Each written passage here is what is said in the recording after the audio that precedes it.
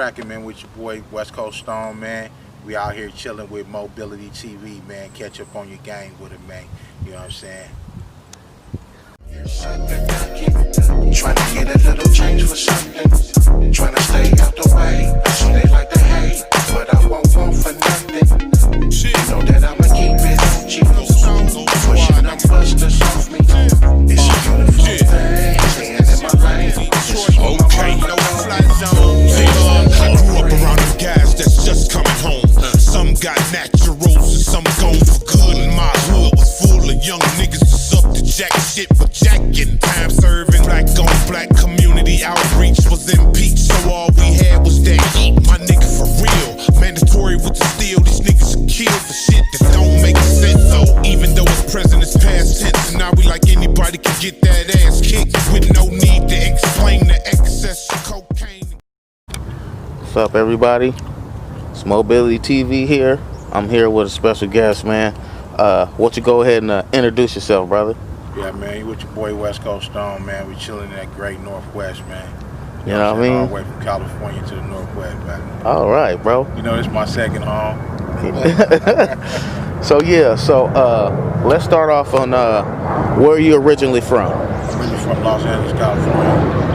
You know Okay, so what schools and starting from elementary did you go to? I went to Markham, man, you know what I'm saying, and then down there on Wildwood. And went to Washington, man, high school. You know what I'm saying? Lived off in there, Figueroa, Front Street, Wash. You know what I'm saying? Pretty much all over the place, born and raised, Wash, man. Wash back. Okay, so when you graduated from high school, what did you do? I pretty much was in the music, man, you know what I mean? I love school, but it was just something else in me, man, that draw me to the music, you know what I'm saying? Drill teams, man, doing some little bit of drill teams. You know, I just like music, man. Where the music was, where I was. So after high school, you just, gravitated to music. What did you do? Okay, let me rewind it back. Okay, so when did you get into music? What era, or when did you just picked up the sticks and started going? And what age was that? Yeah, well, like 6 years old, man. You know, I just remember beating on the walls, and I used to tell my mom, "Hey, mom, come here, listen to this." Beating on the walls, making the beat, beating on pans and pots, and making drums out of the pans. I used to make the cymbals out of the pie. Remember the pie pans and stuff. You make the little cymbals out of those. But I would just always make beats until my mom come listen to them, man. That was at like 6 years old, man. So I picked up my first sticks, man, at like 6. Started playing drums, man, or whatever. And then like the next week later, I would pick up playing the piano, and then the next week later, I would pick up playing the guitar and the saxophone. It just all came in like weeks after. I would just pick it up and just play. So okay, so you just picked it up, but what was your musical influence? Was it just in your head, or just at the time? I was listening to LL Cool J, man. You know what I'm saying? The old school, man. Eric B. and Rakim. You know what I'm saying? Just listen to that old school. That 80s music, Too Short. Listen to that and all the flows, and it took all that from like East Coast, West Coast, and just had that. Try to get that sound. You know what I mean? Yeah. Listen to different, sounds and stuff like that. Okay, as you're going through your adolescence, you making beats and everything. Where did it take you from you said you grabbed the piano and everything? Where did it take you? Did you form some kind of group or something like that? No, I didn't form a group. I was just by myself. I was just. They called me the one-man band, because I would play everything just by myself. I was just by myself. You know what I'm saying? Till I was in the band, like I said, I was in the band, the drill team band. But I would make up the beats. You know what I'm saying, for the band. You know what I mean? Mm-hmm. I would always be the person that had to make all the beats and the rhythms and stuff like that, because everybody like my rhythm and my beats. Oh, okay. So you're doing all this stuff. Did you go to college? No, I didn't go to college. Okay. I actually dropped. I just called me by. I didn't finish school. I dropped out of school. But I don't don't know, man. Just I just growing up that life, man. Really like no mom and no dad. Growing up, really, the streets kind of raised me, man. It was street. It was about streets,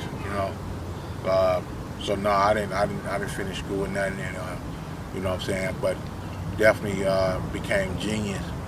You know what I'm saying? In what I do, and you know how that story goes, man. I just want to know, when did you become the point that you came serious? Like, you know what? I'm supposed to start making money doing this. Well, right around when I first met Snoop and them, and I was going to the studio at Rancho Cucamonga called Street Institute, and I seen one of my homeboys, Clever Kism. He was making a lot of money. It was the Booyah Tribe. It was all these people, and I remember I was in there, and Lil Half Dead was signing his first deal to Def Jam, and I remember I was sitting there, and they came in with this briefcase.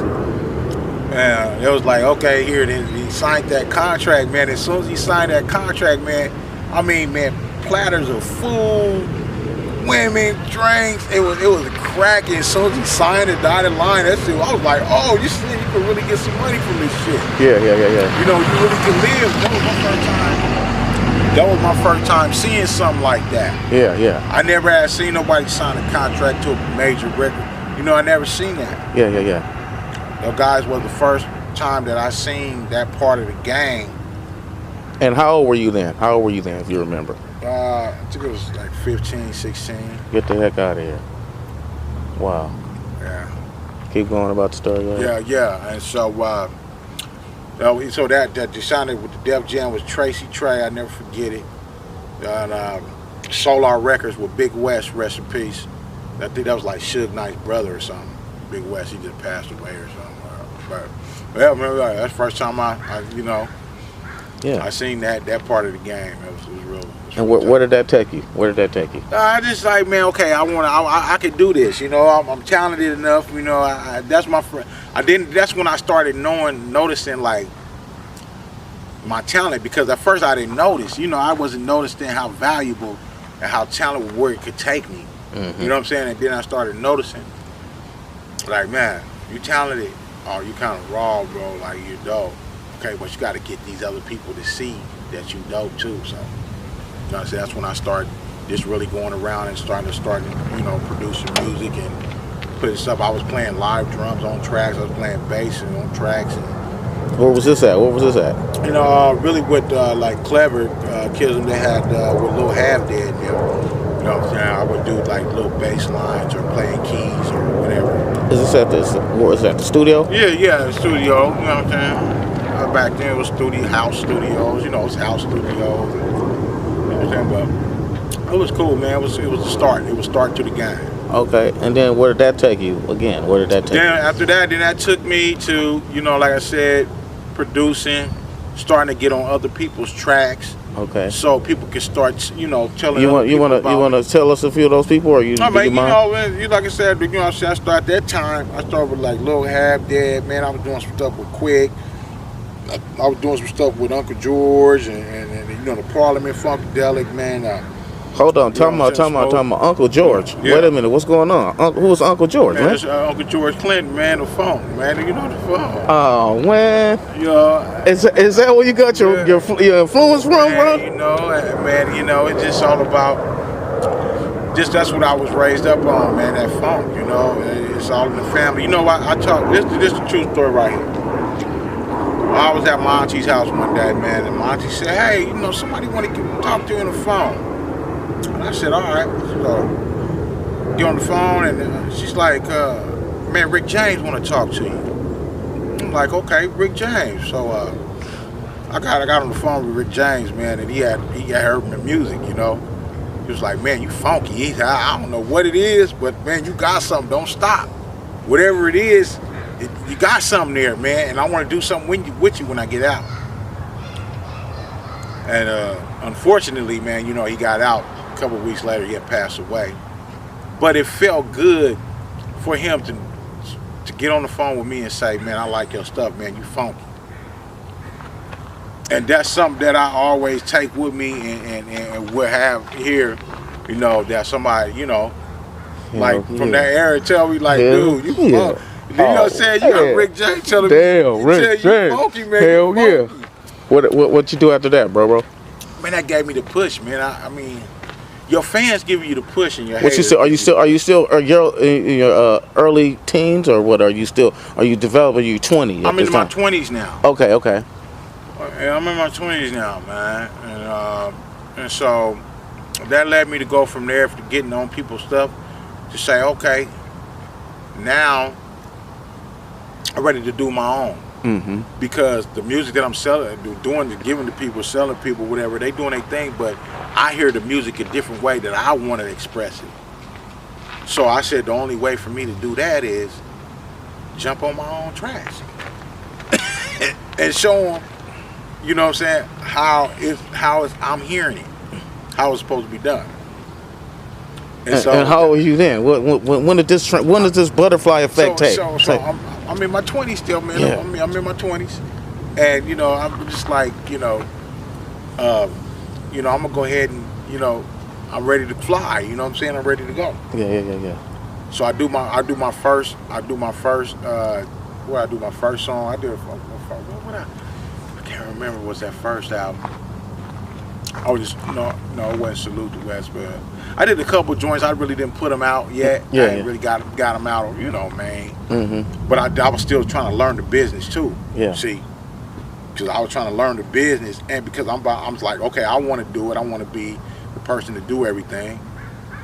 I seen people getting screwed over in the music business, so I'm like, okay, now I wanna learn the business so I can be my own person. And how did you go about that? How did you go about that? So then it just take a little time, to read books. I was reading books about the business, learning about my publishing, learning about everything that I need to do, and to put things out there, the right way, And so I just learned from books. I learned from all kind of different, YouTube. And, whatever. I read books and I, did what I had to do to figure it out. Yeah. It's like the streets. When you're in the streets, man, when you're in the streets, you got to figure out how to eat. Yeah. The streets is gonna teach you, man. They're gonna teach you how to eat. So during that process, you saying seeing people getting fucked. Okay, so now you learned the industry. So where did it take you from there? Where did you go? Yeah, it took me from learning that to getting on my toes to say, okay, I want to push out my own records out of my own label. I want to push out my own records and distribute my own music and press whatever I needed to do. Yeah. Took me to that point to where now I'm putting my own records together. Yeah. I'm mixing and mastering my own records. Okay. I'm writing my own records. Wow. I'm putting out my own records. See? So now I'm ready to fly. I mean, I'm on the road. Okay, so when you did all this, you had to sign with a distributor or some kind of label. Did you sign with somebody at this point in time? No, I didn't sign with a label. Indie label? I just kept it independent, man, because like I said, I wanted to learn. I needed to learn. I seen so much stuff coming up in the music business. I seen so much fuckery. Yeah. So it was like, I don't want to sign to nobody. I don't want to do that. I want to learn it myself. So it was just like a cash thing, like they were just cashing you out. Yeah. Okay. So after that, after you learned the business and everything, you got your album together. So what did you do after that? Did you go on a tour or did you? No, what did you do? I just started, putting it in people's hands for them to listen to it. Okay. So if they don't know the name, who you are, they don't pay attention. Okay. So I said, it's like a business. You put your business out there, you want to put your brand out there. Sometimes you got to give shit away for free. Exactly. You know what I'm saying? To get it out seriously, there. Seriously. So at the first start, it wasn't all about the money. I wanted the money, but it wasn't all about the money. It was about getting the name out there. Yeah. So, man. So that was my main thing to do, is try to get the name out there, the brand. Okay. Yeah. And so I would get these records and put them in, do these records and singles, and put them in people's hands so they can listen to it. Yeah. Oh yeah. Oh, who did the beats? Me. Oh, who's that singing? Me. Who's that rapping? Me. Who did the beat? Me. Who mixed it? It sound good. Me. See? Oh man, you hear him? And it started spreading like a wildfire. All And then over the world. Who was the first guy? Who was the first guy? Who was the first person that was like a solidified? Oh man, Uncle George. Who? Uncle George Clinton.